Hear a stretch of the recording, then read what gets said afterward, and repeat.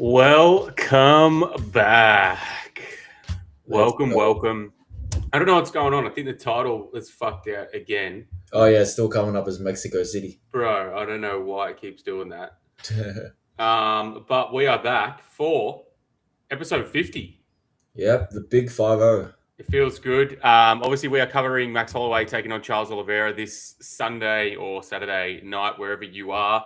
I've updated that on Twitter. I'll update it on YouTube once we're finished. But yeah, we're covering Holloway versus Oliveira. Obviously, UFC 326, the BMF title fight / thin pay-per-view card, I would say. Pretty fucking thin. But it looks good. It looks fun. It's a pretty good betting card, to be honest. It's a lot better than last week. Touching on last week, how did you go? Yeah, it didn't go too bad. Finished 1 unit up. Regina Tarin got us done. Ryan Gandra round one. Santiago Luna. I'm surprised he didn't finish him. Yeah, me too. That other bloke is a real nothing fighter, but he's just good at hanging in there. The big one was Zell Huber, just being an absolute flake. Like he must be one of the biggest busts of like modern UFC. Yeah, I mean, for those three price tags he's got and lost at, pretty crazy. Yeah, crazy. Got Moreno and Kavanagh over 4.5. I really wish I got money on Kavanagh, but like I just pre fight I just wasn't as didn't have as much conviction. Yeah. But other than that, I was happy to finish 1 unit up in a card where a fair few people seem to have gotten a lot of reads wrong.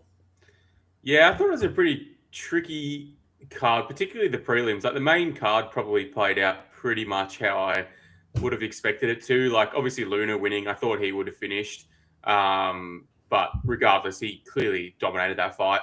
Rodrigues, I thought your Borralho play was a pretty good play on that fight, to be honest. Like that underdog price looked great and he almost finished in round one Yeah, before getting swarmed and finished as Imanol does. But I think it was a pretty good test for Rodrigues, and I think he looked all right overall, to be honest. Good to see him push through some adversity.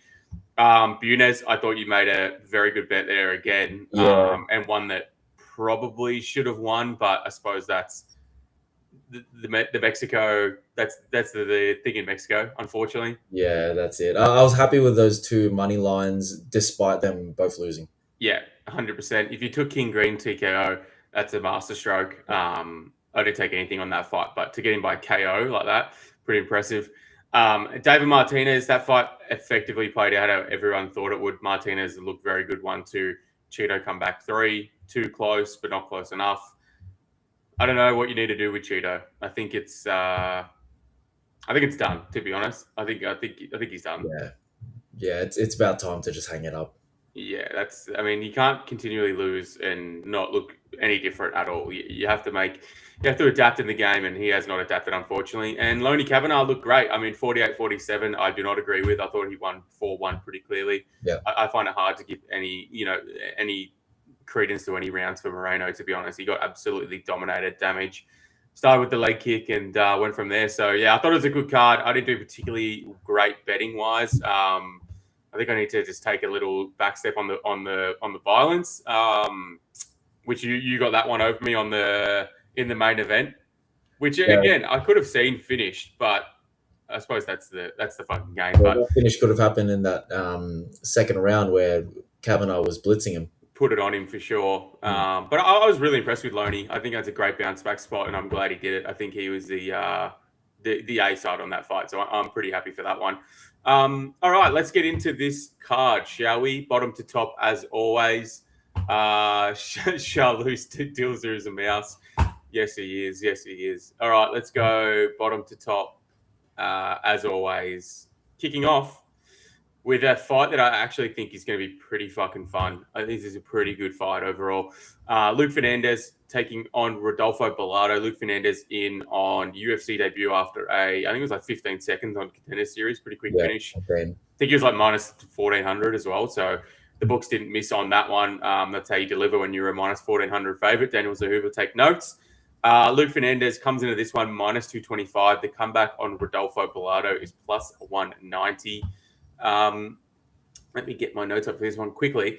On Fernandez, unfortunately, we didn't really learn anything in his Contender Series fight. Like, it was just over far too quick and easily to tell. But I think he's pretty good, to be honest. He's got solid power in his hands, which it's a necessary thing to have in the heavier weight classes.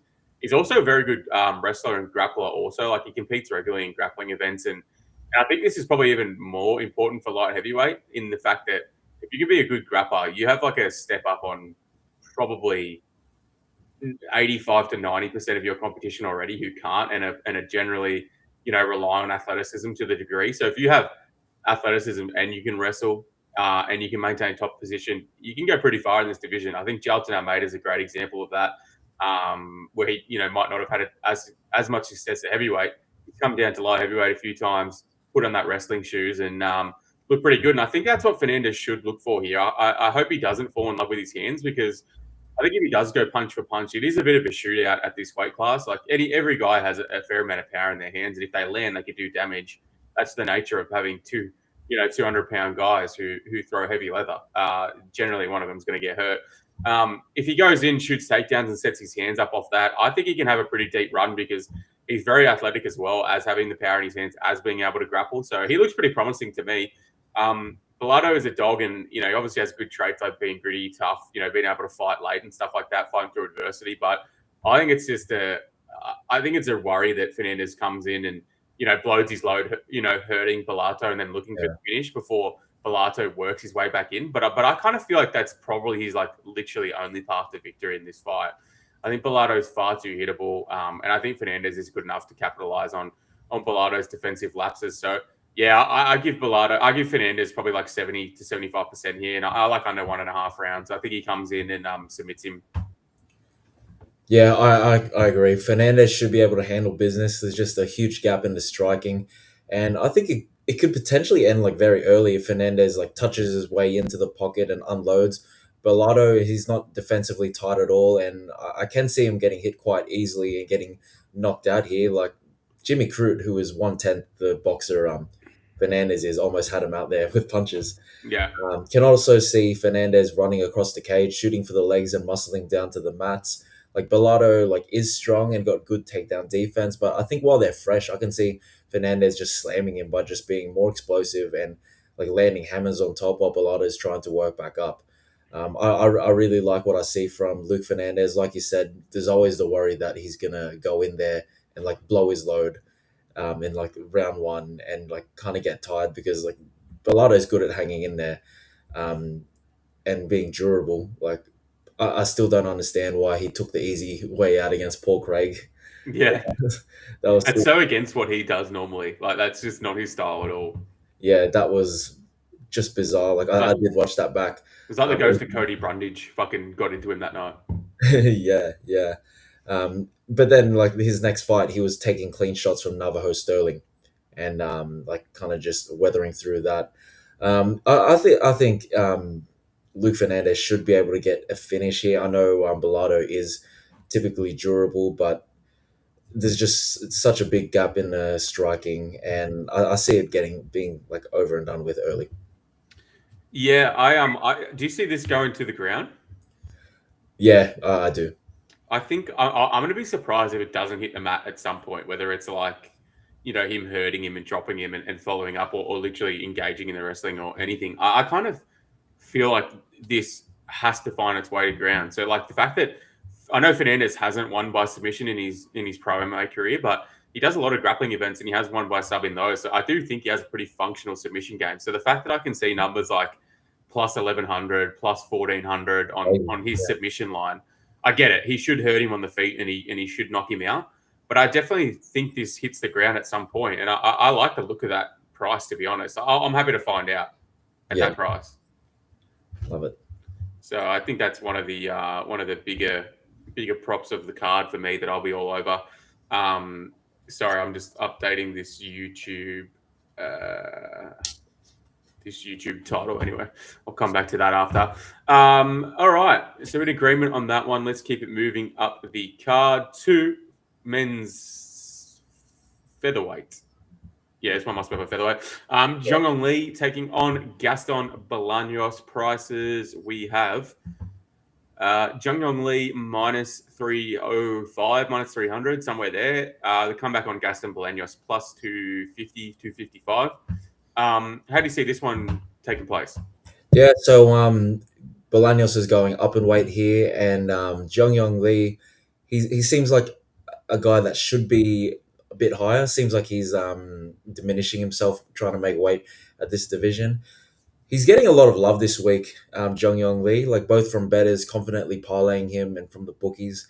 I personally just don't see it. Like neither of these guys are high level, nor have a high ceiling in the UFC. But I don't think Bolaños is as bad as what people are making him out to be.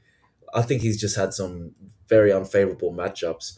Bolaños was actually meant to fight Jusang Yu, which was definitely, in my opinion, a trickier fight. And I think he is getting a much more flawed fighter here. Like, I know Jung Yong Lee has good pop in his hands, and when he's on the front foot unloading, he can look very good. But his defense is shit. His IQ is terrible. And I think Bolaños does have the striking ability to keep him at range, chip away with kicks and straight shots, catch him with short counters when he recklessly closes the distance, and punish him with brutal clinch work. Lee also doesn't defend leg kicks as well, and he leads with rips to the bodies with no setup. And there's just so many openings. And Lee at times is also just very stiff once he enters range. And he kind of just stays in the red zone after he unloads. So Bolaños is a guy who he loves to throw spinning attacks. He loves to spam them. And I can honestly see him landing like a spinning elbow, spinning back fist that Lee doesn't see coming. Um, Lee's huge for the division as well. He's explosive and very physical, like especially early. So I wouldn't be surprised if he got an early takedown, but I don't think he's a high level grappler. Doesn't have the best top control, and he only really looks to get arm bars.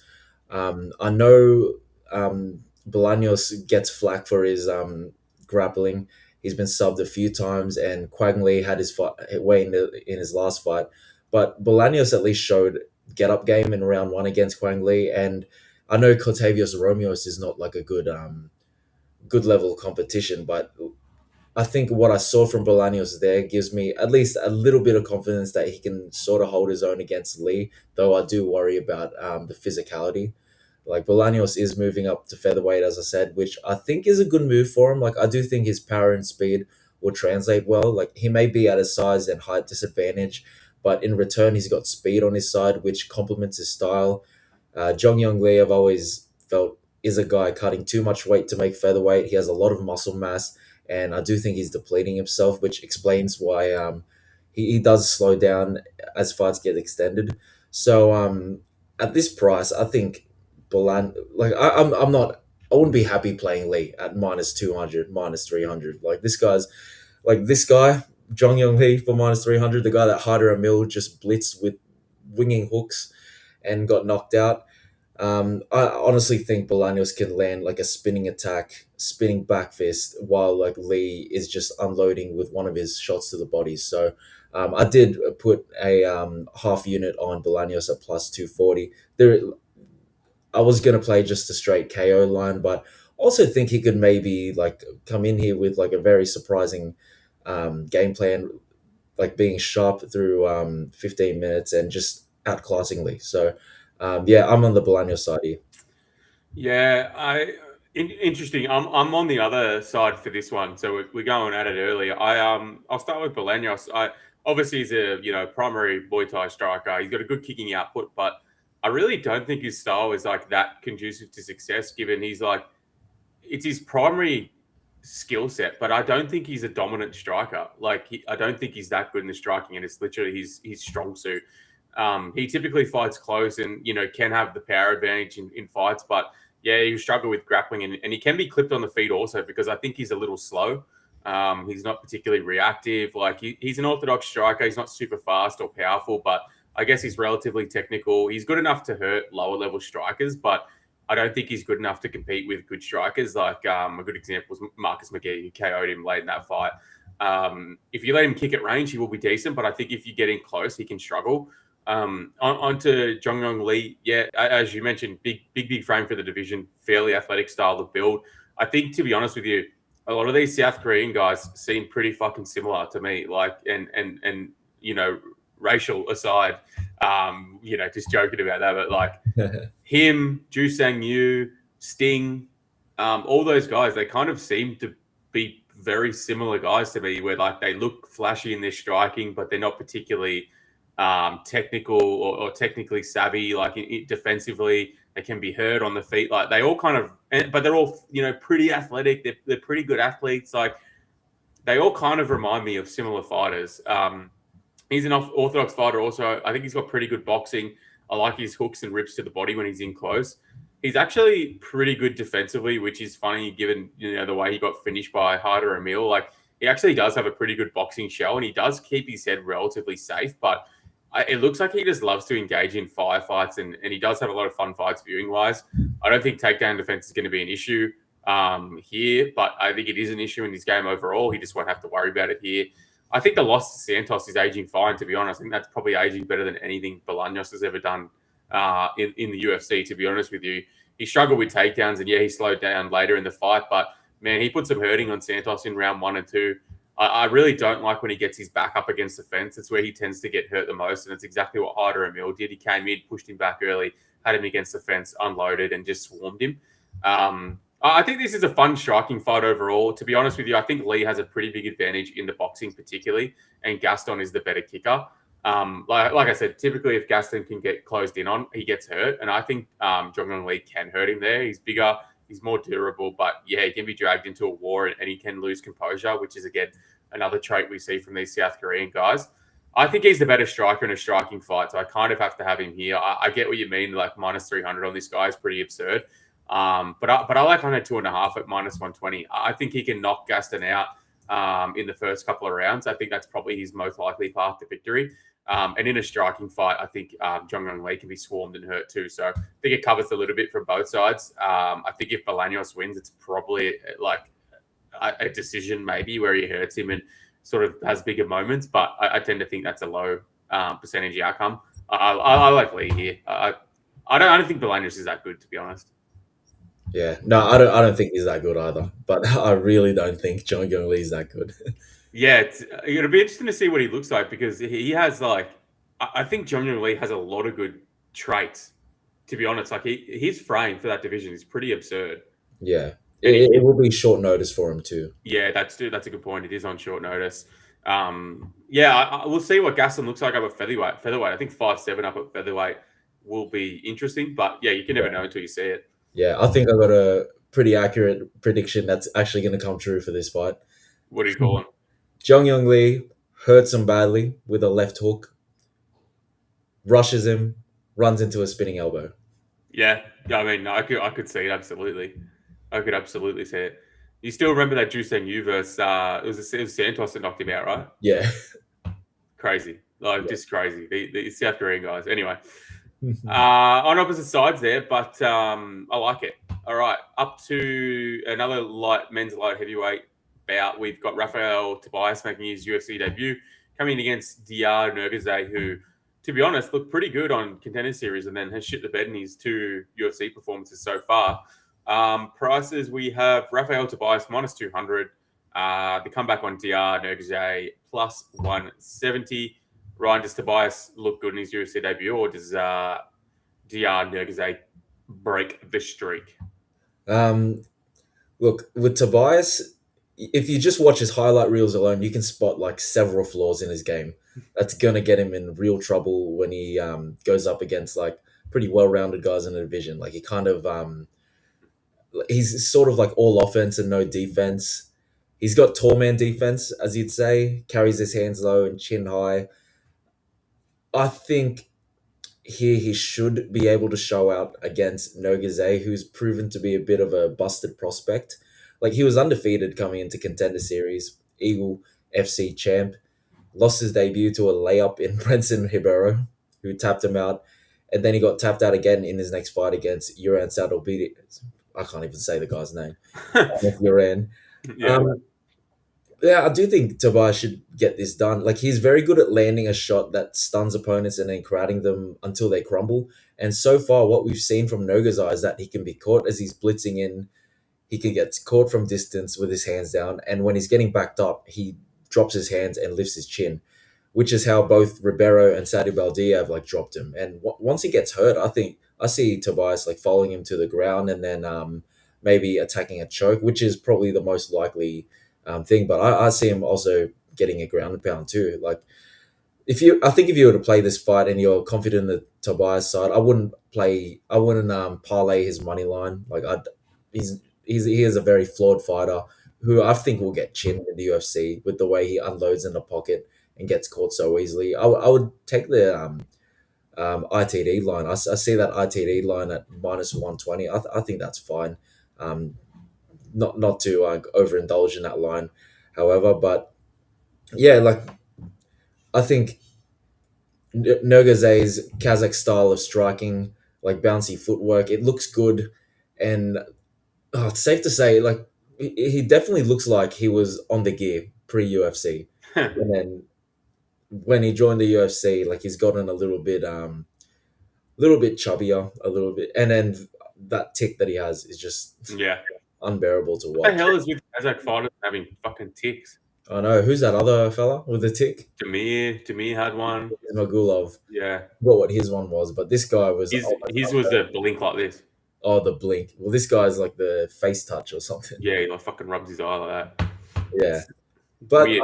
I think Tobias is pressure fighting. Like he's going to march forward, time a big check, left hook, or like rear right hand down the middle, or even land a head kick and then just crowd Nogazay. Nogazay is so hittable. Like as he's like, especially the straight shots, I see him getting dropped, and I see Tobias following it up with either a choke or a ground and pound finish. So yeah, I'm gonna go with Tobias here in the distance. Yeah, this isn't a fight that I really want to be like invested in, to be honest. Like, I think Tobias is decent. He kind of reminds me somewhat of like a Petrino sort of I have character. that in my notes. Yeah, that's kind of how he feels like to me. Like, he's super athletic, super physical, can wrestle and grapple if needed, and he does have power in his hands. Like, we've seen him KO'd on the regionals, and he does keep his head very central, but he can also hurt you and has good finishing instinct, whether that's on the feet or on the ground. On the feet, I think this fight's probably competitive enough, but I kind of lean to Tobias' speed and overall ability to take shots.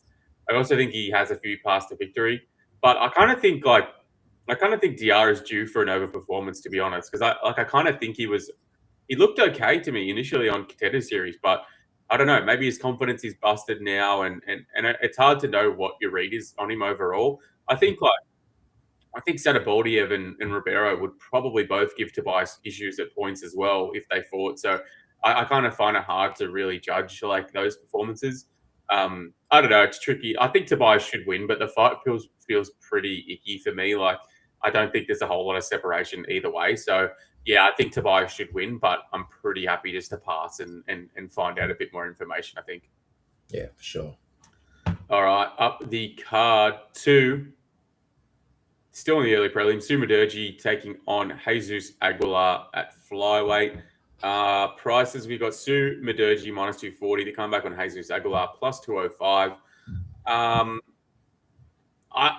look, is Sue Muderji a guy that you want to back at -240?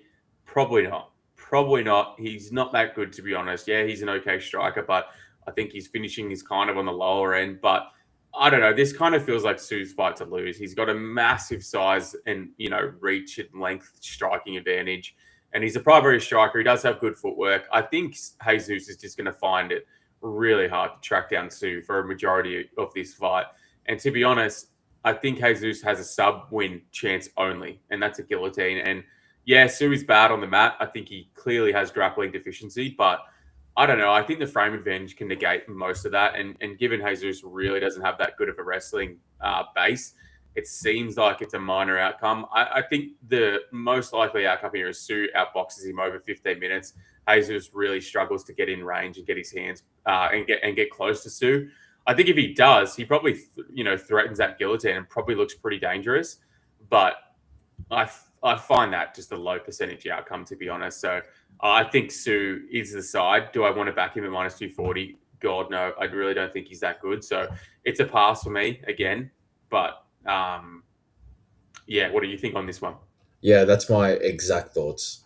A lot of people are jumping on the Jesus Aguilar side here, thinking that he could just run through him and get that guillotine, but like there's such a massive um, he has such a massive height and size disadvantage, as well as Sumadoji just being so tricky, like with his bouncy in and out footwork. It's hard to get past his range, and he is sharp with his straight left, and he strings together nice combos.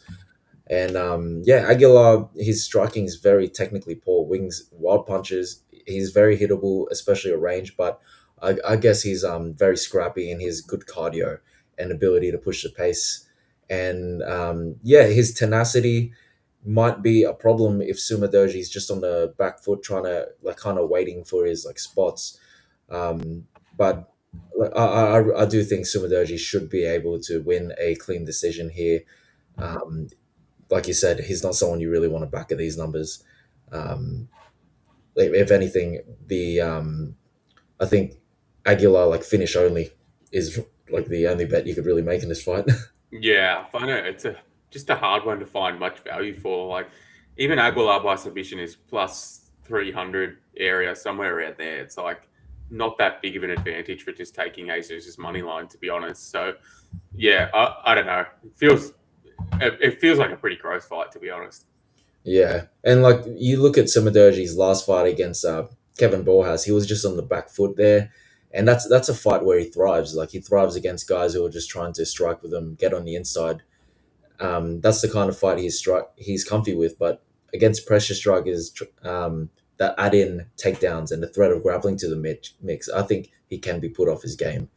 Like he does have, like we can't ignore his 6 losses by sub. Yeah, it's hard to get that Matt, especially that Matt Schnell one out of your head. Like Schnell is not a guy that was durable or like yeah, he would bring the fight and he was pretty kill or be killed. But to like outgun Sue Madergi like that and to take his shots and like keep pushing forward, that's a great. I feel like I really struggled to get that one out of my head. Yeah, absolutely. So maybe Jesus, has a generational performance here and is the reincarnation of Matt Schnell in that fight. Maybe that happens, but yeah, I tend to think not. Okay, let's go on to the prelims, and we have a pretty fun fight to kick us off. We got Cody Durden taking on Niamjagal Tumendembarel at flyweight. We've said that name a fair few times now that it sort of feels fluent enough. We have Niamjagal minus 145. The comeback from Cody Durden is plus 125. How do you feel about this one? Does Cody Durden sort of extend his UFC career a couple more fights here, or does the Eagle Tibetan warrior come in here on horseback and leave with Durden's head? Yeah, look, pre-tape, I was very tempted to jump on the Cody Durden side. I think we talked about it last week when he was upwards of plus 125.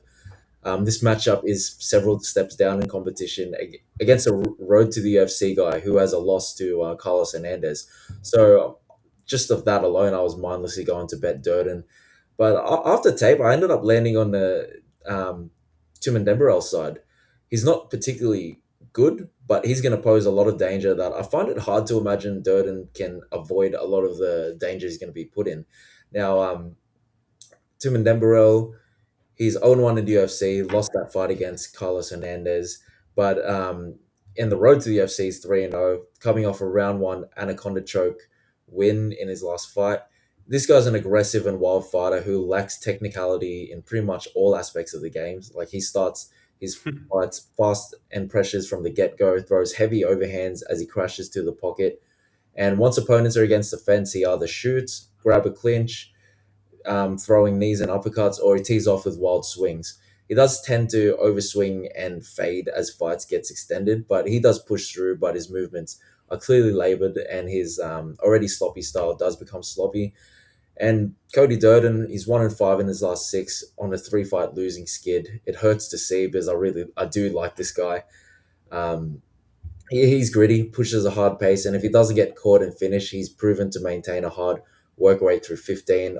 He does often find himself getting caught in round 2 or failing to get back momentum for the rest of the fight after a strong start. His striking is just pretty aggressive. Him too, like he swings hard overhands and hooks as he crashes into the pocket.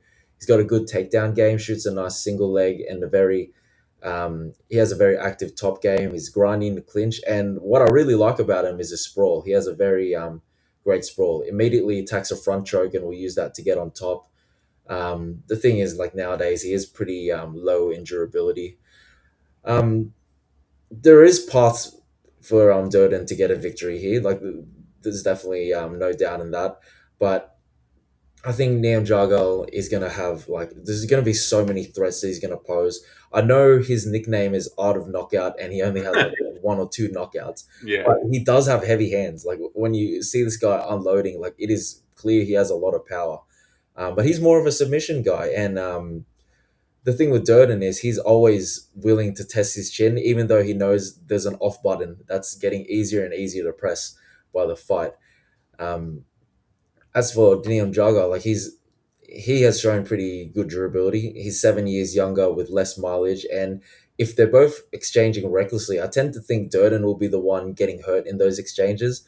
And on top of the danger striking, Durden's been submitted 5 times recently to an anaconda choke to Alan Nascimento, and Timon Dembro is a very strong grappler. I think these two are going to scramble, wrestle against the fence, and look to outdog and outmuscle each other. And while Durden is a proven dog, he puts himself in so much compromising positions, getting overzealous, and especially when he's hurt, like he just like is there. His neck is just there for the taking, and I think Timon Dembro will end up locking in a sub at some point in round 2 or round 3 after he rocks Durden. So. Um, very, I feel very sorry for Durden. Like I really wish he could get another win in the UFC, but yeah, I just don't see it here. Yeah, I have sort of the same outcome as well. And I also went in thinking, oh, it's going to be an easy Durden play. But to be honest, I don't think there is like a ton of separation, to be honest. I don't think there's a ton of value on his line as much as I sort of thought there would be when I first imagined the fight. But I'll start with Durden. He actually has like a pretty functional jab for a guy that overall is like an unconventional boxer. Like, I don't think he's a real technical striker, but to be honest, his jab was pretty impressive to me. He throws it, long and straight, and I do like that. He's not super athletic or fast.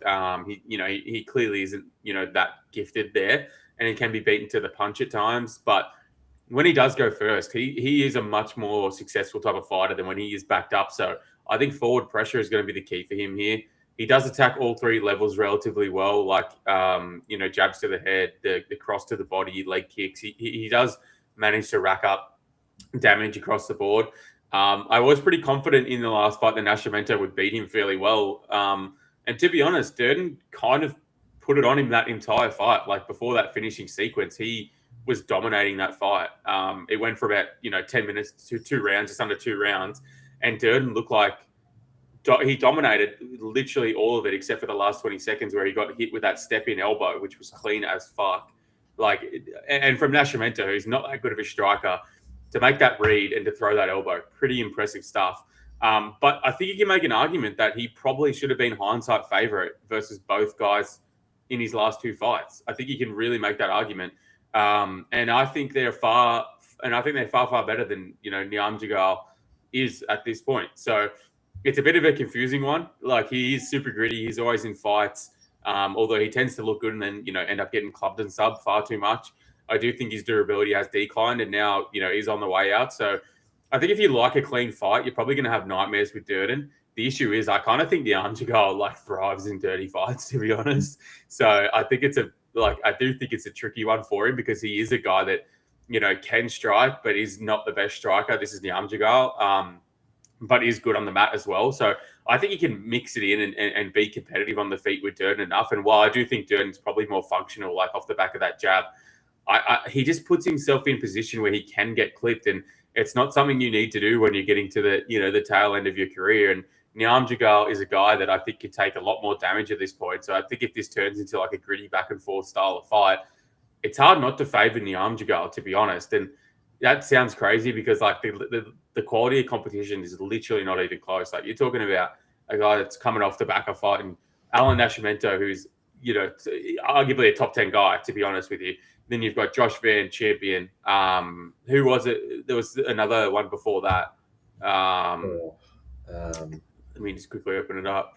Jose Ochoa, like probably a top 15 guy, potentially like on the cusp of that, definitely as he moves forward. So, like, the level of competition is literally not even close, which is, I think, the reason why you want to be on the Durden side. But I just think this is going to be a scrappy back and forth style of fight, and I think Nyanjagar is going to benefit from that. So, yeah, I came in thinking Durden was going to be the option too, but I think I'm happy just to play under 2.5. Oh, yeah, maybe not under 2.5 because I think a late third could be a potential stoppage. I think I'd rather go fight ends inside the distance, cover a bit more. It's about -190. I like it. I know it's flyweight, which is generally less finishes, but I think it's good. I think Durden can hurt him on the feet, potentially sub him. And I think Jagal could do both as well. And I think this will be a war. So I think that covers both guys' potential outcomes pretty well. And it's a generally a price that's higher than I like to take, but I think it's good. Yeah, that's a good bet. I ended up taking Tim and Nemberell at -140 just for like a 1.5 unit play. Like I think that's a fine price. I think you're going to be against the mold there this week as well. Like I think Durden's price probably should come a little bit closer as the fight gets into it. I think, to be honest, like I'll be surprised if Nyamjagal gets wider. I think there's a lot of dog love on Durden this week, and I kind of get it. But yeah, I'm on the same page as you there. Yeah, honestly, I think one of these Codys is gonna win. One Cody, One of the Codys, one of the three. one of the three Codys is gonna win. Maybe we make the Cody parlay. Yeah, Just hope that some magic happens. But let's get it moving up the card to featherweight. We have Ricky Tercios. I mean, what can you say about this guy taking on Alberto Montez? The prices we have Alberto Montez -185. The comeback on Tercios +160. Just grab my notes for this one. On Montez, the guy's a slick grappler, man. He's a slick grappler. Very good submissions. His transition from in his last fight from the Peruvian necktie to the Das/Anaconda was unbelievable. It was so cool to watch, man. It's clear that he understands that position extremely well. He's got a ton of finishes by Anaconda and Das in that front headlock series. So I think that's his best part of his game. He does have some good sweeps off his back, and he is a good scrambler. I think he's got a good grappling game overall. He is a decent striker, like not huge power, but I do think he's relatively safe defensively and pretty technically sound. And I do think his striking is developing. I think it's pretty clear that he's getting better. He's well-rounded. It's obviously his debut here. It has me a little bit cautious, but in the matchup, I think he's clearly the more talented fighter with more upside. On Tercios, unconventional across the board, like awkward striking, weird kicking output. I don't think he's a danger of finishing here or in general. He's going to be at a striking differential here. Like Tercios has pretty unintelligent entries into range, and I think Montez should be able to punish him as he enters on that center line. He's a decent wrestler. He can grapple. He threatened Sapai. He had Raul Rosas Jr. in a deep choke, and like to be honest, that guy with his disgusting malformed chin is almost near unfinishable there, and he almost finished him by rear naked choke. So I think that was a pretty impressive look. I think he can force you into scrambles, and he can have success sometimes if you're tired because he does push at pace late. But I think if you let Montez fight the type of fight he wants, where he can box you up and then get the fight to the mat, I think he is fighting the run fight, and I think Tercios is going to be on the back foot for a lot of this one. I think overall, I'm pretty confident this fight ends by sub, to be honest. I think under 2.5 rounds is intriguing because I do think sub is live on both sides, probably more Montez, but I do think Tercios is still a chance potentially if Montez, blows that gas tank and he's pushing late. And I think I'm kind of confused, to be honest, at the price as well, because I think if Montez is favored, surely early finish is favored also because that's typically been his path to victory. So the fact that we can get, you're looking at -185 for Montez and under 2.5 is +130. I don't really understand. I think one of those has to be wrong. So I like under 2.5, and I think the fight ends by sub is a decent way to play this one. I think Montez probably submits him. yeah. I think those prices is just due to like Tercios just being pretty durable. Yeah, along the stretch. Yeah, Tercios, he's unorthodox across the board. Fundamentally poor striking, particularly any work with his boxing. He does have a very active kicking game, which is dynamic and fast. He does work hard in the clinch, and his grappling game is kind of somewhat crafty. Like he's got poor takedowns in wrestling, but he's got slick jiu-jitsu, and he's very active off his back. When he chooses to be scrappy, he pours on good volume and can drown opponents. But then he has those weird performances where he's just shadow boxing from range or on the back foot too much. He's also too hittable, and like his game planning is usually pretty shit. He's someone that I typically don't back.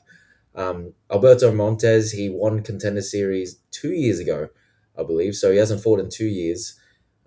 This guy's a submission artist, dangerous with. He's very dangerous with front chokes from all positions, especially when anytime his opponent's head is below the hip, like it's in danger of getting caught. Yep. He's also very crafty off his back and from top control. He's got 3 wins by anaconda choke. He's got pretty measured Muay Thai striking, like not much of a power threat, but he's very fast, technical, and elusive. His footwork is bouncy, and his kicking game is pretty dynamic. I feel like he's only comfortable in two ranges: the kickboxing range and in the clinch. I don't really think he likes to stay in the boxing range often. Um, this is a tricky fight. Like I don't at all like Tercios' style, but he's a wild card. If he's coming in looking to not allow Montez any space and crowd him, I can see Montez being able to lock up a front choke against the cage. But at the same time, I can see Tercios just dirty boxing him and making him uncomfortable. Like Montez only likes to strike when he's dictating the distance, and he doesn't like to stand and bang in the pocket. Like he's also not enough of a power threat to hurt Tercios with anything consequential, nor is Tercios with um, anything consequential coming back at Montez. But if Tercios is marching him down and he's one and yeah, Tercios is marching him down, that could be, and he's on the back foot, that could spell some problems. If Tercios comes in wanting to play the distance kickboxing game, we could be in for a shitty sparring match, to be honest. Both guys don't really want to throw with fight ending, don't really throw with fight ending intent, and love to just throw endless amounts of kicks from distance. So that's a possibility. So that could jeopardize the unders if we get like a really shitty sparring match. Um, and if they're fighting at distance striking, you got to favor the one. I don't know, like I feel like you got to favor the one with more explosiveness, more pressure, and the ability to change it up and engage in the pocket more effectively. And while that's very close, you might even give that edge to Tercios. Like I like Montez's Muay Thai, and I think he can outclass Tercios in a point fighting situation, but he hasn't shown to me that he can bite down on his mouthpiece and swing. While if Tercios needs to switch it up, he can have the luxury of marching him down with reckless abandon, copying some punches that don't really hurt him, crowd him in the pocket and clinch, and he'll just need to keep his neck away from Montez's hips. Tercios has gone 15 minutes plenty of times, winning scrappy decisions, and although losing to some high level comp, has shown to still all be there, while Montez has only gone a distance with low level regional guys. So yeah, my prediction will still be Montez. Like I think he's too good to lose to Tercios, and I think he gets a choke in round 1 or 2. But again, UFC newcomer who's a wide favorite in a fight that could end up being a 29-28 either way if he doesn't end up getting a choke. If anything, this value on Tercios a plus 150. Whether like anyone will indulge in that, I don't know. But yeah, I'm just not willing to pay that price tag for Montez when this could very well end up being a 29-28 decision. Yep. I don't disagree with anything you said there, to be honest. Tercios definitely can have a chance in this fight, but it's like it's a pretty ugly click of the button of the bet, I think. Also, this one at featherweight, which is interesting because Tercio is obviously a bantamweight typically fighter, and to be honest, I think he's looked like he gets out physical at bantamweight. So unless this one is just made off short notice, sort of something late coming together, I don't really understand the move up for him. I think his last scheduled fight was Cameron Smotherman, and I think that was at 145. Yeah, before that weigh-in incident. Yeah. It was at no, it was 135. Oh, so this might be just one of those things where he's had too many weight cuts. Like he has a lot of cancelled fights within 24 hours. Yeah, it could be. He had the Sapai one before that, and then the Smotherman one, and that was about just under less than sort of 4 to 5 weeks ago. So yeah, maybe it's a weight cut thing. Don't love it either way. I think like him coming up to featherweight after being out physical at bantamweight, not the greatest idea. He's going to look bigger because he is taller, but I think the physicality difference, especially when Montez gets his hands on him, I think it's going to be pretty stark. We'll see. Yeah. We'll keep it moving up the card to men's middleweight. A couple of men's middleweight fights on this card. So, it's middleweight. Anything can fucking happen. Dante Johnson taking on Cody Brundage. Cody Brundage in on a couple of weeks' notice, not very long. You got Dante Johnson minus 650, minus 750. The comeback on Cody Brundage plus 460 to plus 500, somewhere in that realm. Ryan, is Dante Johnson the new worst fighter ever to be minus 700 upwards in the UFC? Or does Brundage come out here and, do what Brundage does, either win a DQ somehow or sort of round one stoppage? I think I think Dante Johnson should be able to win this fight. Yeah. I just can't back Brundage. He was knocked out just a month ago. 3-fight losing skid. Definitely on the tail end of a very interesting career.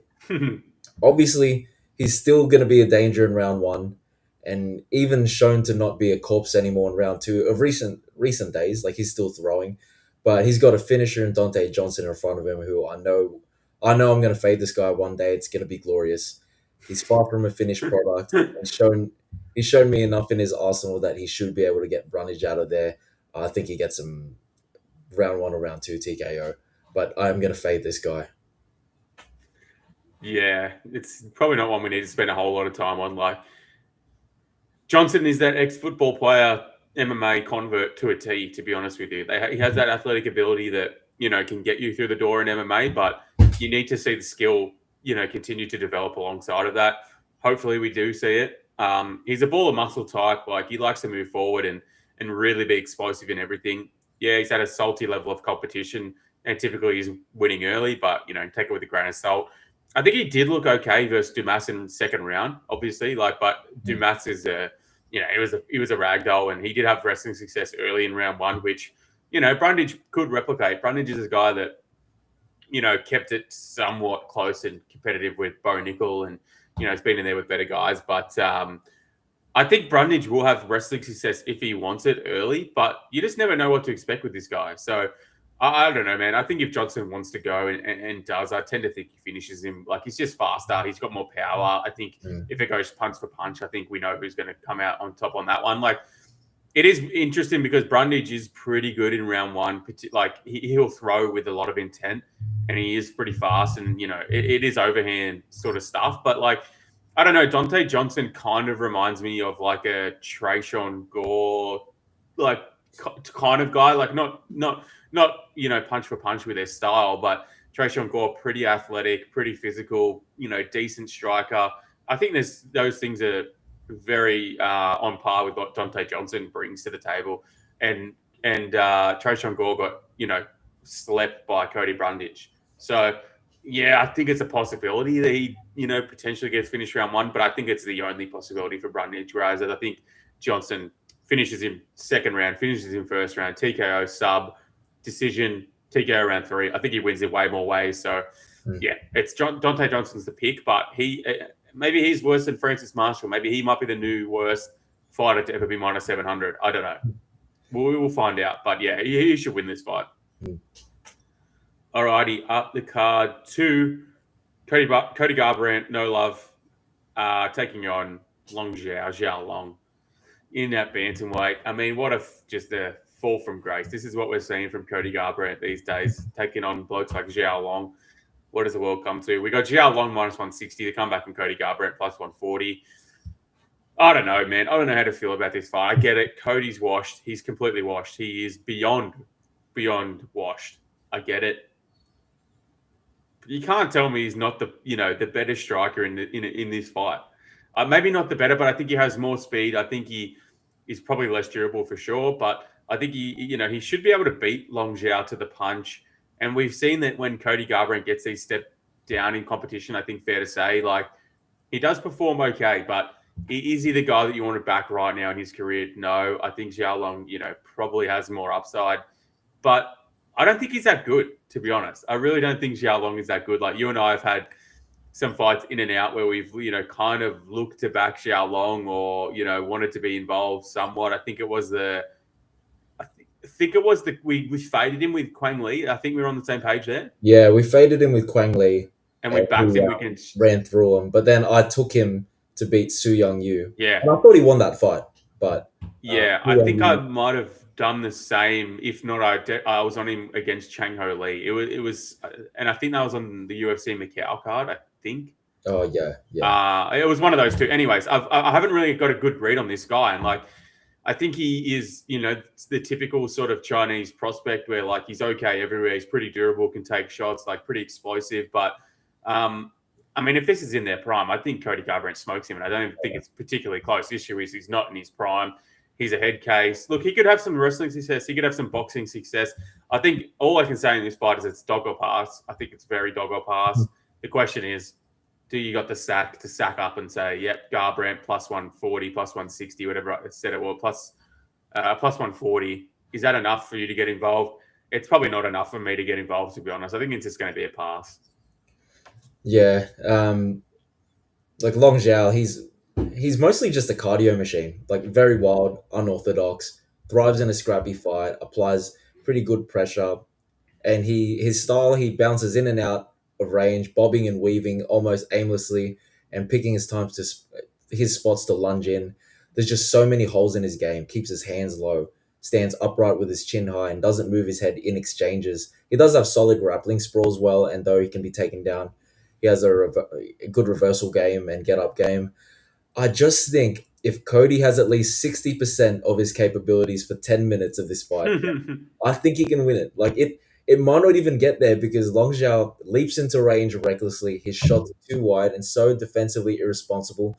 I think if Cody still has straight shots in him with speed, I see him hitting the button and putting this guy out. And that's my prediction. Like Long Zhao pushes a pace and mixes in grappling, but he ain't no Brayoni Barcelos level grappler, to the point where he can make him fade as much as he did. Like I didn't like the look of Cody gassing out against Barcelos in the last fight, but Barcelos is He's good, Barcelos man. He's good. so good, Yeah. and his He's well strength rounded. and his grappling pressure is like amazing. I don't think Long Zhao is going to implement like that kind of pressure. So, which makes me think that it's going to be a matter of maybe early you have Cody light on his feet, darting in and out, and Zhang Lao like just leaping in, trying to bob and weave, and then throwing wide hooks. And I just think Cody can just land that 1-2 right up the middle. And even if Cody's like gassed out and flat footed, like he could still just stand there and probably do what he did with was it a Sunsao? Yeah, like waiting against the fence. Just wait against the Yeah. fence and just time that shot on Long Zhao. So honestly, I played this. I played a point 0.5 unit on Cody Garbrandt by knockout at plus 400. I think that's an all right line for the fact that this guy in Long Zhao is one of the most hittable guys ever, and Cody, the last thing to go is the power up, Yeah, speed maybe, kills. and he still has that speed at least early, and even late. Like it's not like he's gonna be in the most exhausting pace. Like Long Zhao is a cardio machine, but he's not gonna be wearing on you. He's just an energizer bunny, like going all around the cage trying to pick his spots. And I think Cody can just literally just stay flat footed on his feet and just time his shot.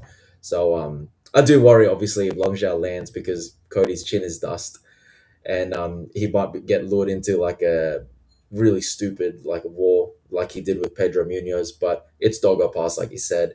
I like the look of Cody Garbrandt KO at plus 400. I like it. Run it back one more time. If you like the look of violence in this one, under 2.5 plus 145, fight ends ITDs plus 110. So violence is not favoured in this one, but potentially you could find some value there. So Yeah. I like the look of that. I hope Garbrandt sends his chin into Rosette. Amen. And honestly, like I can see people putting in the fade Cody's parlay, Yeah. like fading Cody Durden, fading Cody Brundage, and this is going to be the last leg, and this is the one that fucks them. Yeah, I'd like to see that, especially with just a vintage KO. It would be very sweet, wouldn't it? 100%. All right, up the card two. We're off the prelims now. We are on to the main card. We've got a rematch here. So we're starting the main card with a rematch. We're ending with a rematch. A lot of rematches getting around. We've got a Robocop or Hobocop if you're Brazilian. Gregory Rodrigues taking on Brunno Ferreira. Prices we have Hobocop minus 200. The comeback on Brunno Ferreira plus 170. Now, obviously, these guys have fought prior. Bruno Ferreira knocked the living fuck out of him and now comes in a plus 170 dog. Ryan, how do you think this one plays out? I'm just quickly looking. So he was a plus 250 underdog last time they fought, and now he's a plus 170. Does history repeat itself and Brunno get a KO, or does Robocop mix it up and look decent here? Well, I think RoboCop is going to mix it up, but I still think Bruno Ferreira can find that off switch. Look, before this, Bruno Ferreira is one of the most profitable fighters, as well as RoboCop. Like I've won a lot of bets fading and taking these guys. What I love about Bruno Ferreira is that you wouldn't know that he was just a jiu-jitsu and judo guy like prior to MMA. But yeah, he has heavy hands, very explosive and high activity. He's got dangerous combos as he crashes forward and very quick counters as opponents enter range. And he's very creative too, spinning attacks, flying knees, arm bars, or triangles. He sparingly does use his judo, but he can mix it in by grabbing a leg and just slamming guys through the canvas. And then he does have great finishing ability once he gets fights to the ground. I think the thing with him is that he always had a tendency to slow down as fights get extended, but he just went 15 hard minutes against Marvin Vittori, and I think he looked all right there. RoboCop is 8-3 in his last. Yeah, he's 8-3 in the UFC and 5-1 in his last 6. This guy's got technical boxing, huge power. He's very dynamic in his approach. He can engage in an all-out war, or he can be measured and patient. He's aggressive in the clinch, very very strong ground game, and he's battle tested, known for rallying back after absorbing some big damage. But he does have an off switch like early in fights too, and he's hittable moving backwards. And I think he too fades a little in extended fights. Um, like you said, this is a rematch from 3 years ago. Ferreira closed as a plus 250 underdog in his UFC debut and got the round 1 finish. Now we get him like around like the plus 165, plus 170. And I actually do favor him to once again get the win here. Like I think while Ferreira has remained wild in his approach and still very much looks to brawl and find an off switch, he's gotten some valuable experience in. Like he's gaining confidence in the cage. He's running through everyone he should be running through. He's had his losses and came back much improved. His cardio through 3 rounds has now been tested with that win over Vittori, and he's riding a ton of momentum. Now he's rematching a guy he knows he can put to sleep, but also knows will be the one making adjustments. And the thing with RoboCop is that while he's made improvements of his own, I don't think he's changed all too much. More so, he's just gotten better at game planning and sticking to a game plan. Like he shut down CLD with grappling, ran through Jack Hermanson, and shut down Roman Kopylov with a very measured boxing approach. But he went to war with Cannonier and got put out late in that fight. So if Brunno forced RoboCop to stand and trade, then I think he can get put out again. I don't think anything has changed in RoboCop's mechanics, like in the way he strikes. Like he still stands there in a stiff, upright stance and picks his spots to lunge in. He's a little slower, not really fast twitch, but he does have that thudding power as we've seen. But on the feet, I'll have to favor Bruno's dynamic, wild, and powerful striking to give him the upside. Even though he is a little too wild and open to be hit, he thrives in a war. But for this rematch, I actually think Rodrigues will want to force some grappling and clinch fighting this time around. And I think Brunno is going to be hard to track down as he is pretty slippery and explosive. He also has his judo he can rely on to stay balanced against the cage and then separate with an explosive movement, get back to range with his striking. He's also crafty off his back with armbar attempts too and triangles too, which he can at the very least threaten to work back up. So yeah, I'm going to pick Brunno here to get it done again. If he lures RoboCop into a war, then obviously RoboCop could very well land a knockout too. But I'd favor Brunno as he thrives more in a war nowadays and has a more trustworthy chin. But I also trust Brunno to be able to negate RoboCop's grappling and win big moments while they're engaged to cancel out RoboCop's control in the clinch. So I think plus 170 is fine. I did play that for 1.5 units. Yeah, I'm on the same side, and I like the breakdown a lot. I think what you said about Rodrigues needing to grapple is a big point for this one. I think he should look for that early, to be honest. I think if I'm a Rodrigues backer, I want to see grappling, or I want to see him push the pace, getting close, look to grapple, look to get his hands on Ferreira, because I think if he doesn't, he's a huge chance to get KO'd again, to be honest. He's way too defensively relaxed. Like he doesn't react very quickly. He's got slow reactions. His head, like you said, he's extremely tall in center. And I think against a guy like Ferreira who throws with both speed, power, and down the hatch, like I think he's just in. If this stays standing, he's a chance to get knocked out for all 15 minutes. I really don't rate Rodrigues' chin anymore. He's been hurt a lot, and yeah, he can push through it. He can be gritty at times, but you can also touch his off button, and you can put him out. So I don't like it. I think Ferreira is a pretty bad matchup for him overall, to be honest, because on the feet he can match him for power. Maybe if not having more power, but yeah, Rodrigues has bigger size and things like that. But on the mat, he's got submission upside. He can sweep. He can grapple. He can scramble. I think Rodrigues is probably the better guy there, but he might not look for it in this fight, which would be confusing. I didn't love the Ferreira look against Vettori. Like, I get it. He got the win against, a step up in competition and proved it over 15 minutes. But I didn't think it was the best look. Like, he slowed down and that. But I think Rodrigues can slow down too, to be honest, in a high pace. So I think this is like kind of a mirror matchup, to be honest, for a lot of this fight. So to get plus 170 on a fight that I think is like arguably, flip a coin type potential, or maybe, max 60% for Rodrigues, I think it's an easy dog play, to be honest. So I think this ends inside the distance, whether it's Rodrigues, and I've been harping on that a lot, but I don't, I think it's either Rodrigues by a late submission where he pushes pace, wears some damage, forces a fight, gasses Ferreira, and then takes over late and potentially submits him, which we saw Magomedov do, and I think he can be threatened late, or I think Ferreira clean knocks him out again. And I think that's a pretty good outcome here. So yeah, plus 170 feels like a really good price on a fight that's, at worst, maybe 60 to 65% for Rodrigues. So yeah, I like the Ferreira side in this one. And I think history might repeat itself, which it often doesn't in rematches, but I think it could. So we will see. Lawrence Douse, your boy Charlie gets lighted up, volume punches, third stoppage. That is just some great English there. Your boy Charlie gets lighted up, volume punches, third stoppage. Okay. Is there a guy named Charlie in this? I mean, I think he's talking about Charles Oliveira. Oh. Gets lighted up, volume punches, third stoppage. I'm assuming third round stoppage. I think that's what he's saying. Anyway, we'll get to that fight later. That is a potential outcome for sure. I don't know why he's our boy, but anyway. Up to lightweight, we've got Drew Dober taking on Michael Johnson. Oh my God, this is going to be cinema. Yeah. So hold on to your tickets for this one.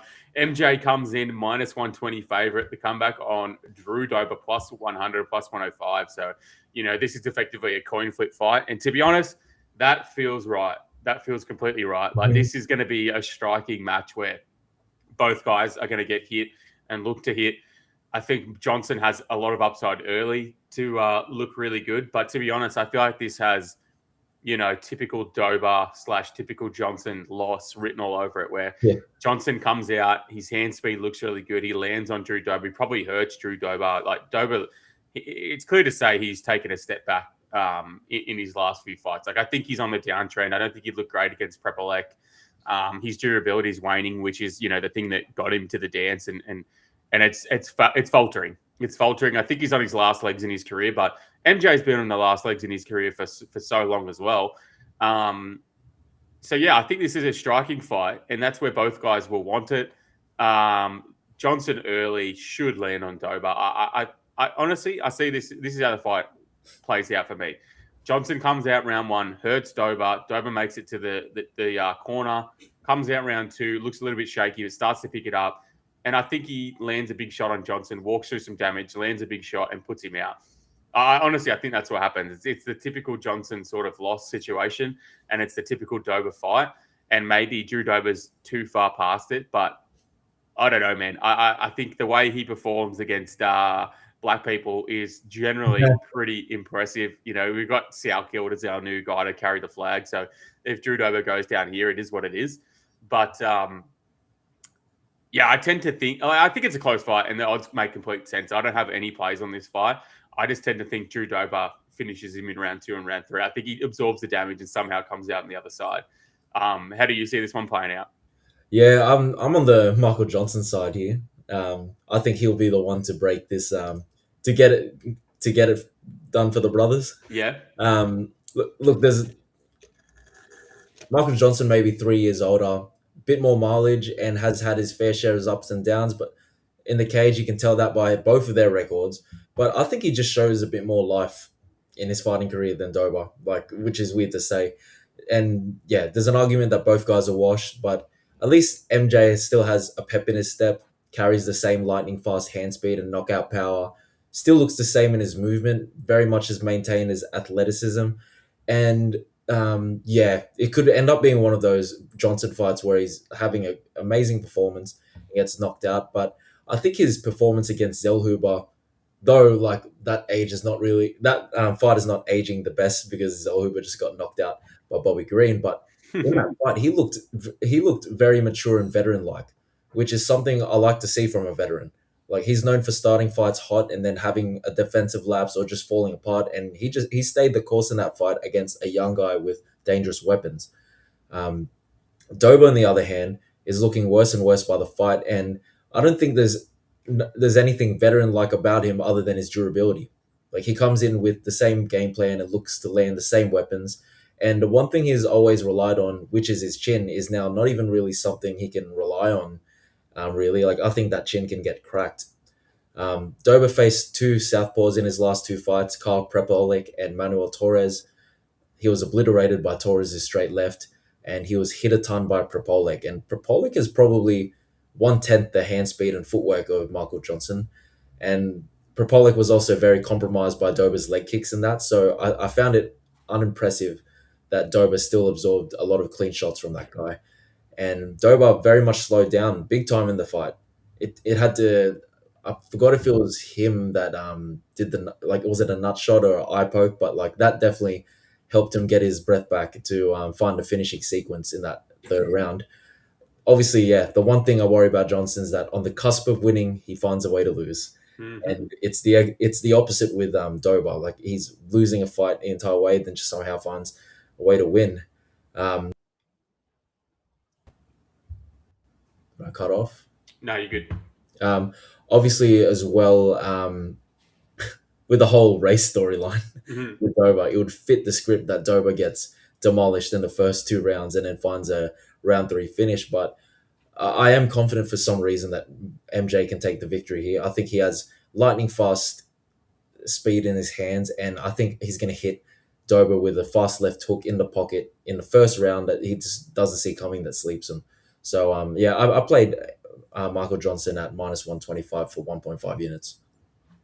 Very, very nice. Again, just looking at some round props here. Under 1.5 is +150, somewhere there. Under 2.5 is -130. So I think you can get a bit of coverage on both of those. I think Yeah, yeah. they're pretty good violence plays. I'm kind of confused at why they're so big typically with how these guys fight, but I guess we'll find out come fight night. Fun fight though, fun fight. I think this is a pretty fun main card, to be honest with you. Oh yeah. Should be good. Okay, up to the feature fight of the night, we got Robbie Font taking on Meat Raul Rosas Jr. Bantamweight fight here. We have Raul Rosas Jr. -225. The comeback, Robbie Font +190. How are you feeling about this one? Does Raul Rosas keep the train rolling, or does Font stop another prospect in their tracks? Hmm. We're big. We're big on. We've been big on Rob Font, like since back in the day. I love his boxing. Works behind that jab very well. Sets up really nice uppercuts and hooks that can put you out. But he finds most success against guys that try to box with him. But he struggles against heavy grapplers and kickboxers. One thing I love about Rob Font is that he's always game. He's always and he's very durable. Never been knocked out, but he does have a crackable chin. Like Aldo knocked him down twice. Cheeto knocked him down 3 times, and he was rocked by Figgy in that fight. And now I think it's a good thing that he's left New England Cartel and training at TriStar. But I find it hard to be on the Rob Font side here, as he gives up way too many takedowns. Gave up 7 takedowns to Sanhagen, 4 takedowns to Figgy, 4 to Kyler Phillips, and 7 to Matsumoto. And while those guys offer a solid striking arsenal as well, that could have taken away some of his focus, I think Rosas being so single-minded and getting the fight to the ground. Could see this being a one takedown secures the round kind of thing. Font has shown all right get up game, and once he makes it back to his feet, still pumps out a lot of volume. But I'm not even confident that he can make his way up. Like Rosas already had his vet lesson against C-Rod. He's improving at a rapid rate since he's only 21 and made his debut at 18, fighting at this high level. And where Rosas didn't have like full grown man strength against C-Rod, I think he's more closer to having that strength nowadays. Um, and I not only think he has his way with Font once it hits the ground, but I think he could be the first guy to finish Font in a long time. The last time Font was finished was through a guillotine choke to Pedro Munoz. And I think Rosas could very well force him to tap here. I think Font will try to use the cage to get back to his feet once he's on his back. And Rosas, I think Rosas will allow him to start building from his feet and then take the back and maybe lock in a rear naked choke. And if it ain't a rear naked choke, he could flatten him out and possibly even get a TKO the same way Tatsuro Taro got a TKO on Brandon Moreno, possibly. So, yeah, I played the Raul Rosas Jr. in the distance line at plus 275. I only played it for a half unit. A lot of vets are getting finished nowadays that like used to be durable. I think Font is due.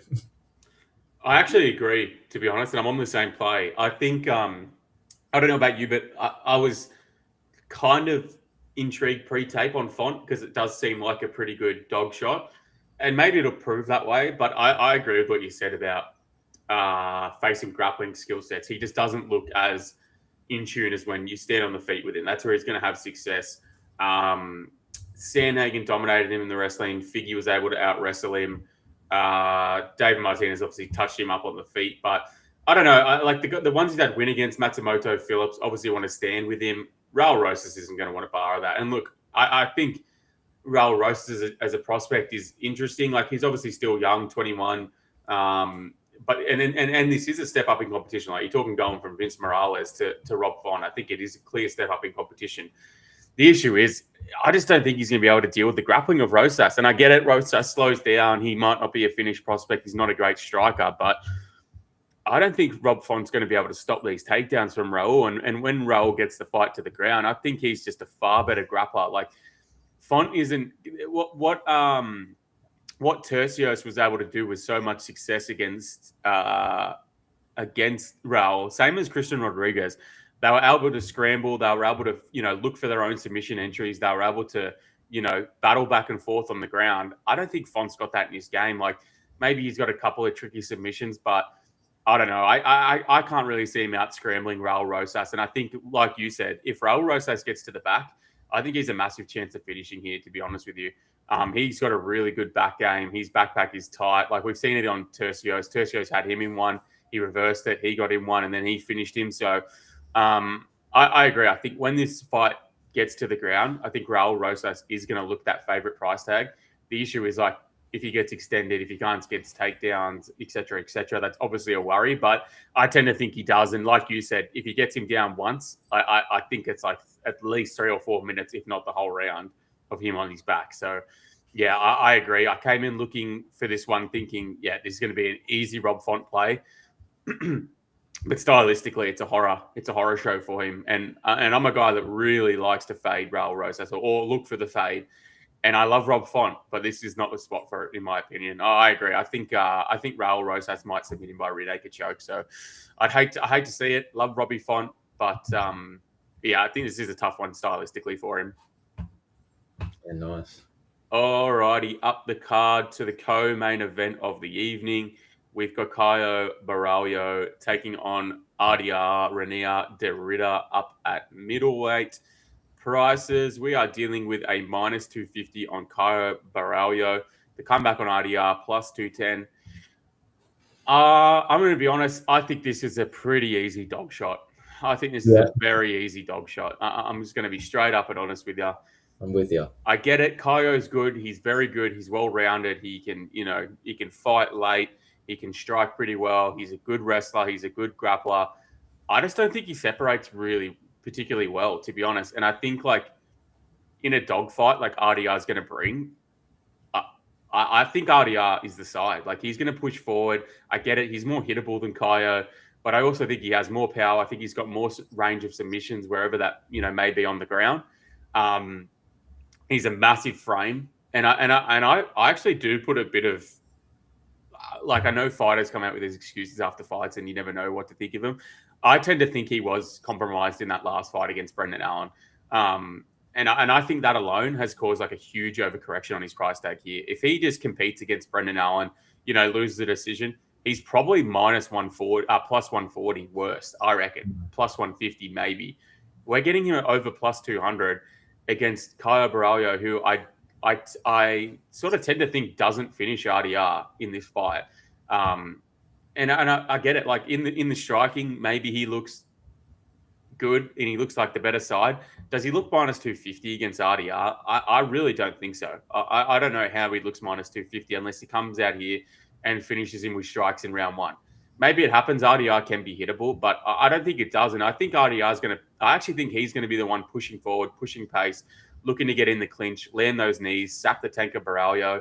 I think if they wrestle, I think it's close, but I think it kind of plays into RDR's skill set, to be honest. Like, I think if this is a gritty back and forth fight, I actually like RDR more in this one, to be quite honest. And when I go back and I watched it's hard to take too much, credence into like the Makhmud Muradov fight and stuff like that, but he was able to get a few takedowns. I think if RDR looks for offensive wrestling, he can have some success. And I think once he gets in close, like, Borralho will win this fight at kicking range. I just don't think it spends time at kicking range. I think RDR is going to be moving in the clinch, and I think in the clinch he's better, to be honest. So plus 210 on RDR feels like a no-brainer. It's an overcorrection price, in my opinion. So regardless of if he loses, I think it's overs. Has to be RDR the side for me on this one. Yeah, I like it. If Borralho showed to be able to separate himself more and put stamps on rounds, then I could see why, like, he'd suit this price tag. But who's to say he doesn't fight a little too passively and reluctant when he's got a huge pressure fighter like RDR occupying him with weird strikes, clinch battles, and judo throw attempts, and he's kind of just reserved to trying to snipe him with his rear hand, just like Rob Whittaker did. But Borralho is no Rob Whittaker. I think they are both sort of comparable in their style of striking, but Whittaker has bouncier feet, faster hands, and overall just more crisp striking, while with Borralho, you can tell he's a grappler who has improved his striking game. Defensively, he's there to be hit, and I can see RDR landing some awkward shit on him as he's backing him up to the fence. In the clinch as well, Borralho is very strong, but he may struggle with the height and length of RDR, as well as he might struggle with the knees attacking his midsection too. As for straight grappling, I give the edge maybe to the strength edge at least to Borralho. I think the round could very well be secured if Borralho ends up on top. Like, he does very well with his top control and has very strong downwards pressure. While RDR, he tends to like sell out sometimes, like to get the finish and maybe end up on his back or like in a compromising position. That's something that's he's always done throughout his career. Yeah, I think the scary thing is with RDR, we watched him give up in a mostly grappling fight to Brendan Allen. And we've seen him give up in another fight, like to exhaustion as well. But I do believe that that's 5 fights in 11 months. Like, that's gonna have like some effect on your body. Definitely. Like, he's a big boy for like this division, and he's Cuts a lot away. Upwards of like 20 to 25 pounds. Easily. I think if he comes in here healthy, he could prove to be a handful for Borralho, who already fights in close margins, and someone who I think Borralho thinks he's much better than he actually is, especially with the way he carries himself in fights. And I think he has some of that confidence where, like, if things aren't going his way, he doesn't really push to like get back the rounds. So I think it's an obvious dog shot. I played it differently. I didn't feel like putting like a 1 unit or 2 unit play. I went with a 0.5 unit play on RDR round 3 or decision at plus 350. Like, I think Borralho, like, if RDR has him in like compromising positions, I think Borralho will be fine. and I don't think I see it going the distance, or at least a round three finish. So plus 350 for RDR round three by decision. I'll take that. Yeah, I agree. I think it's like kind of hard to see him submitting Borralho. You would think, like Borralho is a good grappler, and he's a black belt as well. So it does feel a little bit low outcome. But I think I could see a split decision in this. I could see 2-1 either way. I think it's a close fight either way. So to get plus 210, it feels easily the side. All right, main event of the evening time, BMF title on the line. Who gives a shit? We all know. Max Holloway taking on Charles Oliveira. 5 rounds, BMF title, main event pay-per-view. Prices, we got Max Holloway minus 230. The comeback, Charles Oliveira plus 195. The second time we've seen these guys fight, Ryan, does history repeat itself again with rematches here? Does Holloway potentially look to finish Oliveira, or does Oliveira have one more upset fucking title potential talk on the line? What happens here? Yeah, I rewatched that first fight. I don't even think I can count it. Whatever the hell happened in that fight. Yeah, these are two guys you don't even need to introduce. Former featherweight champ, former lightweight champ. Max Holloway, he's known for his 25-minute cardio. He's durable as it gets, with only the one loss by knockout to Tapuria. He's filled out to lightweight very nicely, maintained his speed, accuracy, and work rate, but developed more power. I don't think his style has changed, but I think his approach has adapted. In featherweight, he was putting more importance in raising volume per round and drowning opponents late with a high output. And in recent years, I think he's been focused on finding the more damaging shots each round while still being high in volume, which has resulted in a few wins by knockout. He does get hit a lot, proven to have great durability, but I think his chin has been getting cracked more and more. And I think a hard shot by Oliveira might have him in trouble here. Oliveira, he's a Muay Thai style striker. He's one of the most decorated sub artists in the UFC, one of the best finishers in the UFC. This guy pressures forward with no fear, mixes up his weapons well with teeps, heavy punches in the pocket, and working in elbows and knees in the Thai clinch. He's unpredictable and wild at times, carries his chin high, stands upright, and prone to getting dropped with any clean shot. But if you don't knock this guy out, he has great recoverability and cardio. I don't even have to go into his grappling game. He has an active guard. He's opportunistic with a range of different subs. And one thing about his game is I love how he pours non-stop ground and pound on top of opponents while they're hurt and scrambling. Um, I think this fight has the potential to go long if it gets past the first round. Like Max typically builds into the fight, while Charles, he can seem the complete opposite. He just goes for broke early, but I think Max's precision will, with his boxing, will see Charles having to recover a few times, as he's a very hittable guy, and I think he'll be forced to like power through and zombie his way to make Max a little bit hesitant. And I also think Charles's unpredictable Muay Thai, sneaky power in the clinch with short strikes, and just overall threat of grappling will keep Max from jumping on him when he has him stunned. Like to put Charles away, you need to one shot KO him. And Max doesn't quite have that power. Like Charles does get hurt a ton, but he'll either just lay there inviting you to his guard, or he will get back up and just start marching you down until he's hurt again, or he hurts you. With Max, it's much the same. You need to one shot KO him, or he does a great job just being on his bike, finding counters, and then getting his composure back. And if Max gets hurt by Charles, he's definitely in a lot of danger, as Charles does amazingly when he smells blood in the water. But I don't see Max folding the same way Gamrot, Dariush, and Chandler did when they were stunned by Charles. Like Max does stay slippery and hard to track down, but I do see him getting his back taken while hurt and giving up a round with Charles on top of him. But I do trust Max's defense on the ground. It's not been proven yet. Like I haven't seen him like having to defend like too much takedowns, but you got at some point you got to take a leap of faith and have to trust that he, the featherweight champ and one of the greatest of all time, will be prepared to have Charles Oliveira on top of him at some point, or stuck to his back. Um, all in all, it might be easy to just straight pick Holloway here and to take a stab at his props, like whether he wins by decision or KO. But I think both guys are going to hurt each other multiple times in this fight, and I just have a feeling that it'll look more jaw dropping when Charles has Max hurt and is pouring it on, as opposed to Max dropping Charles and having the fight stand back up. So yeah, I do lean Holloway, but I'm going to test my blood pressure here and start playing my over 3.5 rounds and fight to start around 5 at plus Well, money.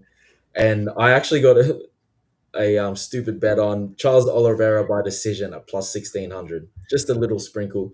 Who's to say he doesn't get top time in 3 rounds or like has him hurt in one of those rounds to get like a 48-47 split decision go his way if it goes the distance. yeah, a great breakdown. I honestly, I'm really confused and conflicted with this fight because I think there's a lot of potential outcomes across the board. I think on the Holloway side, obviously it's striking based. Like I think if this spends time on the feet at kicking range, it's probably leaning the Holloway side for me, just because he's the better striker. I think he can take shots better. I think at 155, he's proven to have more power. Like he's slumped Gaethje. I get it. Gaethje had the broken nose and whatever from different strikes, the back kick and whatnot. But I think it's kind of unarguable that he does have more power up at 155. Like he's building that frame out. He hurt Poirier. Slept Gaethje after he came up. I just think he definitely seems to me to have more power in the hands at 155. And for Charles, that's just not a good sign because this is a guy who has no defense, chin is fading, etc., etc.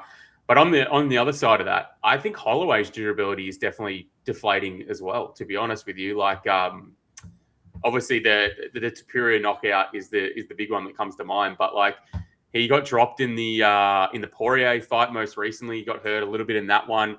I kind of wish the Topuria fights hadn't happened because like this fight would be a lot more intriguing. But like you kind of know that whatever way this fight goes, whether Oliveira comes out on top, whether Holloway comes out on top, they're both just a step down from Topuria, to be honest. And if they fought again, they're probably both getting KO'd. So it does take a bit of shine off this fight for me, but it is still one of those fights that, a lot of the time in UFC, like you get these fights that you feel are big fights, like the hairs sort of stand up on your arms, and when they're walking out, the heart rate sort of picks up. And typically that's in two types of fights. It's either like big title fights or like fights where this huge marketing push, like the McGregors or the shit talkers, like the Topurias, whatever. Those type of fights are the ones that get the heart rate going. This is going to get the heart rate going because it's going to be back and forth. So yeah, while this on the feet should favor Holloway, I don't think Oliveira's out of it. Like, I think he can push forward with the teeps. I think if he gets in the clinch, he's probably going to do better. Like he'll land the knees, he'll land the elbows. I think he's got a bit more of a varied game there. And so you seem to think that Charles will have success wrestling and will spend time on the mat. Do you think whether There is it's a a round or possibility. Like I did rewatch that second Michael Chandler fight, yeah, and I think we both I remember we both did a live stream straight after that, and we were both so surprised that Charles came in with a game plan. yeah, There was a lot of wrestling, a lot of top time. That's not something you typically see from Charles. He's just usually a kill or be killed. yeah, But he accumulated winning minutes, stayed on top, didn't get like overzealous with anything. Yeah, he got hurt at the end, but yeah, I think there's a possibility that maybe he stuns Holloway and then it leads to him like getting top time, or like he straight up just gets him down like against the fence or something, or just um, plays in the clinch and lands those elbows in. While like Holloway, I don't really think he has like the best clinch striking. He's yeah. great in the pocket, amazing at distance, but when was the last time we saw him like just working the clinch? Not really. Yeah, no, I agree with that. I also think like he hasn't fought a specialist grappler in quite a long time. So I don't know. If you think that Charles takes his back, I almost think that Charles finishes him. To be honest with you, like I get it. Holloway's got pretty good initial defense. It relies around the footwork and then the sprawl and then et cetera, et cetera. He can stay safe at times. I think if you give Charles an opportunity to wrestle and grapple, I think you're just letting him into this fight where you don't need to be. So, yeah, I think if Oliveira is grappling, and I think if you think if if you think Oliveira spends time grappling Holloway here, like offensively, I tend to think he finishes him, to be honest. And maybe I could be proven wrong, but I don't know. Gun to my head, if you said Oliveira is having grappling success, I think you mostly think he's finishing. So, yeah, I think this fight is probably closer than the odds indicate. And I think anytime you can get Charles like plus 190, it is pretty intriguing. But I think Holloway still wins. Like, I think he's got a bit more to give at this point. I think most of this fight probably is at kicking range. So while I think it will be a back and forth fight where there is like you said, your heart's in your mouth a couple of times, I think Holloway probably will win at this point. I just think Charles's damage is too much, and Holloway's too good of a striker that I think it will be. So, yeah, I tend to think there's a finish. I know you and I both go back and forth on these ones like quite a lot, but I don't know. If this ended by a decision, I would be kind of surprised. Like, I just think both guys have opportunities to finish in all areas. So I can't really be confident in not a finish, just given what we've seen from both of these guys. But that's why it's plus 1,600, I suppose. So, yeah, I think if you put a gun to my head and you said pick this fight, I'd say, fuck, I think Max Holloway is the safest bet and probably to finish on the feet. Yeah. But I think Charles has a ton of value, and anytime you can get that guy plus any plus money, it's a fucking good bet. So, yeah, I don't have a bet on this fight. I'm in a few different minds. Maybe I'll come to a conclusion before the fight starts, and I'll really settle on something. But yeah, it's dog or pass, and I don't have a play yet. So it's a tricky one. It's a really tricky one. Yeah, but it's a great fight, and it's very intriguing. It's a very compelling fight. Title on the BMF title on the line or not. So yeah, I'll go Holloway by TKO round 2-3, I think, but I hope it's a good fight. I think it will be a really good fight. And that is UFC 326, I believe. Yeah, 326. 326 for episode 50. Episode 50 of the WagerWise podcast. We have hit the 5-0 mark. Very exciting. Let's go bottom to top, final picks and bets, and then we'll get the hell out of here. First fight, Luke Fernandez, Rodolfo Bellato. Luke Fernandez. Yeah, Luke Fernandez for me too. I like submission there. Zhongyong Lee, Gaston Bolaños. I'm going Gaston Bolaños. I'm going Zhongyong Lee. Rafael Tobias, Dr. Nergije. Rafael Tobias. Yeah, I think Tobias too. Su Madurgi taking on Jesus Aguilar. Su Madurgi. Yeah, Su Madurgi, but ugly Ploris. Cody Durden, Niam Jagal. Tumen Nebro. I think you're waiting for me to say the last name there. I'll go. I think Tumen Dembarel as well, but I think that'd be a sick fight. I'm really excited for that one. Ricky Tercios, Alberto Montez. Montez, probably. Yeah, I think Montez too. Dante Johnson, Cody Brundage. Dante Johnson for me too. Cody Garbrandt, Xiao Long. Cody Garbrandt. Yeah, I'll ride with you one more time on the no love train. Gregory Rodrigues taking on Bruno Ferreira. Yeah, I like the dog there as well. Drew Dober, Michael Johnson. Michael Johnson. Fuck knows. Flip a coin and bet on the under 2.5, I think. Rob Font, Raul Rosas Jr. Yeah, I think Rosas Jr. might submit him in this one. Caio Borralho, Reinier de Ridder. Yeah, I'll take Reinier de Ridder as well. Underdog. And then Max Holloway, Charles Oliveira. Charles Oliveira. Yeah, I'll go Holloway, but it's not a confident one. And that is episode 50 of the WagerWise podcast. Thank you, everyone, for tuning in. Like, comment, subscribe, share it with your mates. I'll probably go live for this one on Sunday. I reckon I'll watch it on stream probably. I like to do it with the pay-per-views, and this is a fun one, so I'll probably be here watching them live. What do you got planned? Anything? Nothing planned so far. Very, very nice. If you want to follow Ryan and get his bets, analysis, etc., anything he hasn't put out on the show, follow him at Desperate Times with a Z1 on Twitter. You can follow me at Provide Picks or at Dribble Sport. Anything you want to sign off with, my friend? No. Episode 50, another 50 more incoming. 50 more incoming in no time. We'll probably be at what, like 80 by the end of this year, like you would think. Yeah, round about that. Around that, so yeah, it won't be long before we're at the 1 and then the 150, and then who knows? So yeah, we'll keep the show on the road. Looks like a good betting card. Good luck to everyone on your bets. We will see you next week for UFC Fight Night Emmett versus Vallejos, which I was just looking at, and it looks like a really fun card. Like there is some fun fights on that card. It's an Apex card, and obviously there's some names that people won't be too familiar with. Yeah, there's some contender series guys that I really like. Looks like some really, really fun fights. So keen for that one. We'll be here same time as always next week. We love you. Thanks for tuning in. Like, comment, subscribe, share it with your